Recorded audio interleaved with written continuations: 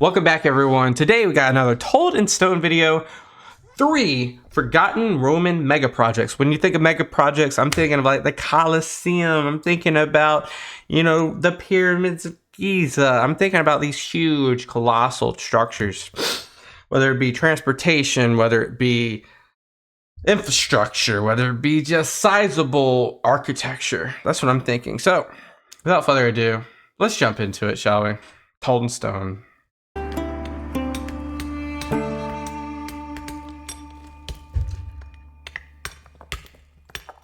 The Romans thought big. Their empire included a quarter of the world's population. Their capital was the largest city anywhere on the planet before the 19th century. They floated 100-ton obelisks across the Mediterranean, staged campaigns from Scotland to Sudan, and stained the Greenland ice cap with the residue of their silver mines. Really? The Romans were especially adept at gigantic construction projects. Some of these are famous, like the Colosseum, with its underworld of tunnels and cages. Yep. Or the Circus Maximus, which could fit 250,000 spectators. Hadrian's Wall, the 73-mile barrier of turf and stone that still spans northern England, is equally well known. In one of my older videos, I talked about a few lesser-known Roman megaprojects, such as Nero's spectacular dams at Subiaco and the towering temple of Hadrian at Cyzicus. In this video, I'll continue that theme by exploring 3 of the most impressive examples of Roman engineering you've probably never heard of. Okay. So, without any further ado, number 3, the Tunnel of Claudius. The Emperor. Fucinus Lacus, the Fucine Lake, was a large lake in central Italy, about 50 miles east of Rome. The land around it was exceptionally fertile, but since the lake had no natural outlet, its depth fluctuated, alternately drowning and deserting the villages and fields on its shores. Julius Caesar considered a project to control the lake, and Augustus was urged to do so by the local inhabitants. But it was only during the reign of the rather hapless Emperor Claudius that work finally got underway to connect the Fucine Lake with the nearest river. Fortunately, a river, the Liris, ran only 5 miles from the lakeshore.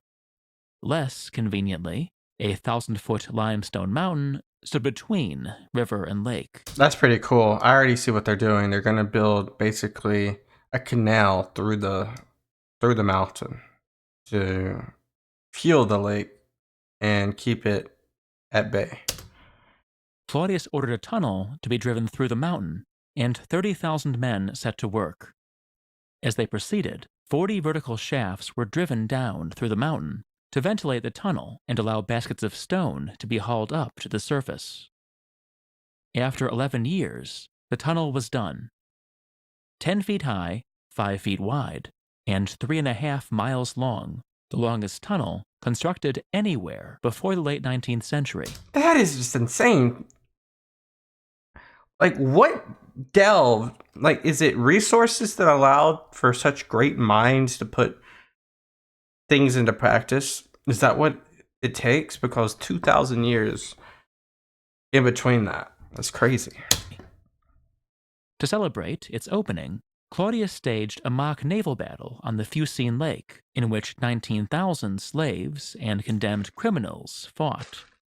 Wow. The shores were patrolled by squadrons of Marines with catapults and ballistae to prevent any escapes. Marines. The emperor was so impressed by the valor of the combatants that he rescinded the death sentences of those who survived the battle. Then the tunnel was opened. It turned out that the level of the floor had been set a few feet too high, and the lake refused to drain. Oh. Undaunted, Claudius ordered the tunnel deepened. This was done, and a second grand opening was staged, during which gladiators fought on fleets of rafts anchored in the lake.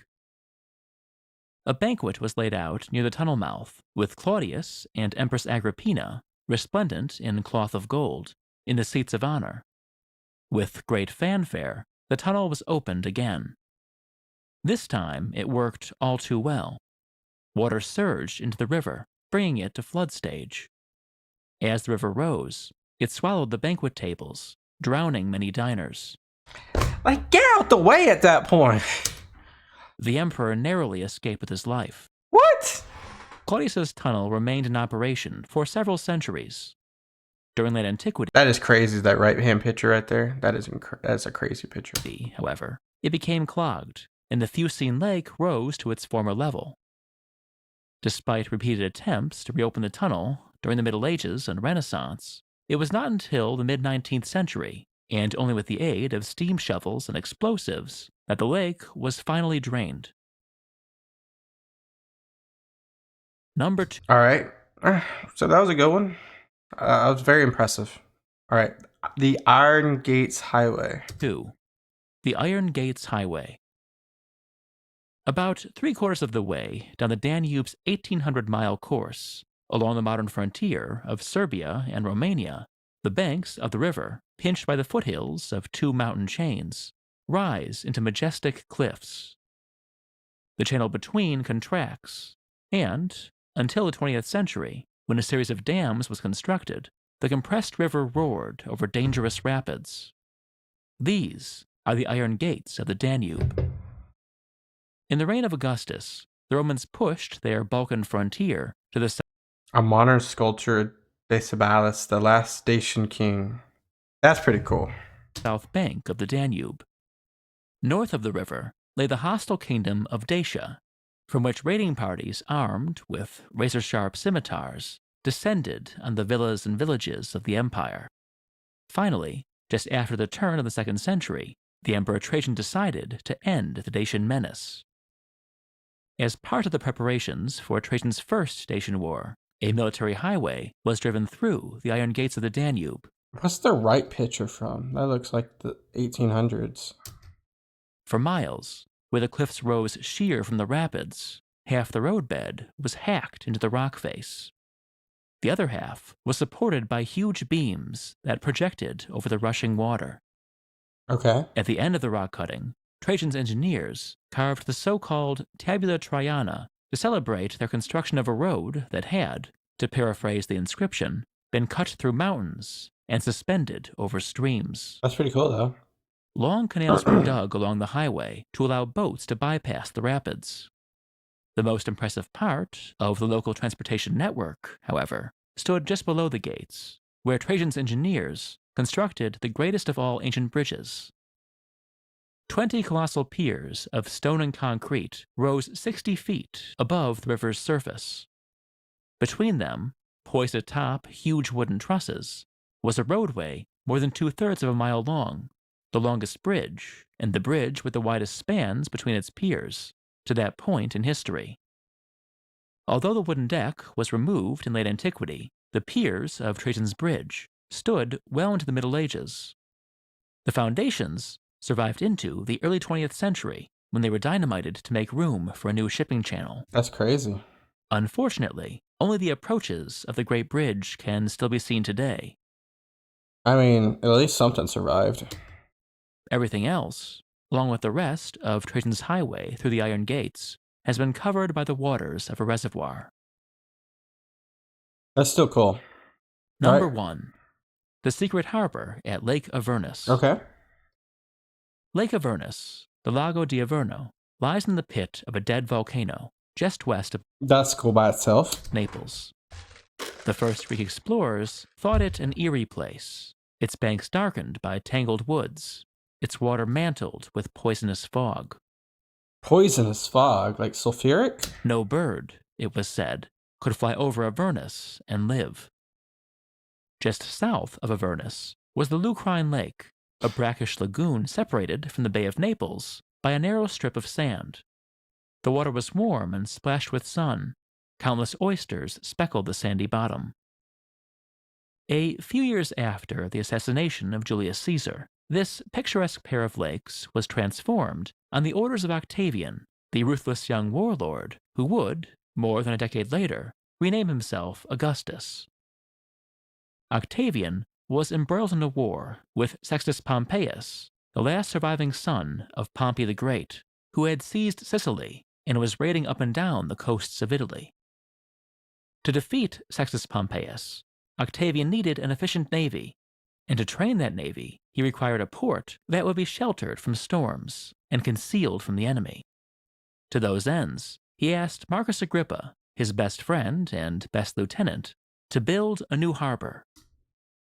Agrippa realized that Lake Avernus and the Lucrine Lake, close to each other and to the Bay of Naples, could be linked to create a harbor complex invisible to Sextus Pompeius's patrols. After bracing the shores of the Lucrine Lake with a massive seawall, he connected the lake with the sea by a guarded channel and cut a canal from the Lucrine Lake to Lake Avernus. I guess that's a good use of. I guess it's a good use. The environmental effects are going to be detrimental for anything in that lake. However, I'm not sure. I don't think they care about that. But I can see how this is a plus, and you can create like more or less a harbor in terms of the Lake Avernus. It's very secluded, and maybe if you want to store ships or make it mercantile. To facilitate overland travel between the new port and the neighboring towns, Agrippa ordered the engineer Lucius Cocceius Octus to drive a series of tunnels through the rocky ridges surrounding the lakes. The most impressive of these, known today as the Grada di Cocceo, was nearly a kilometer long and wide enough for 2 fully loaded wagons. It remained in use until the Second World War, when retreating Nazis touched off explosives that had been stored inside. Of course. Agrippa's new harbor complex worked exactly as intended. With characteristic efficiency, he constructed a new fleet, trained 20,000 men as marines and rowers, performed naval exercises in the shelter of the lakes, and finally, in 36 BC, sailed out into the Bay of Naples to engage the fleet of Sextus Pompeius. That's pretty cool. That is a good use of a lake, I guess. A few months later, Agrippa won the Battle of Naulochus, ending the war. Not long after, the Roman Western Fleet moved to nearby Misenum, and Agrippa's harbor was abandoned. Despite some silting, it seems to have retained its ancient shape until 1538, when a sudden volcanic eruption created a 600-foot hill, the so-called Monte Nuovo, in only 2 days. Much of the Lucrine Lake was buried. It's still possible, however, to stroll around Lake Avernus and see, among the trees and whitewashed modern villas, the broken brick and concrete walls of Agrippa's harbor, a forgotten Roman megaproject. You can kind of see it, yeah. If you're interested. Wow, that was cool. I mean, that was 3 interesting projects. I had no idea. It's kind of crazy to see like the proximity to Pompeii here, Mount Vesuvius, and all the history there as well. But yeah, good use of archaeological and engineering for the Roman times. And some of it you can see the remnants of. All 3 of these you can actually see the remnants of today. Interesting stuff. I love interesting like little videos like this. These aren't deep in specific battles or historical changes, but more or less like remnants of time, and be able to kind of like peer through that. It's kind of fun. I appreciate you guys watching. Leave me a video recommendation down below if you have one. Subscribe if you haven't already. And peace out. Bye-bye.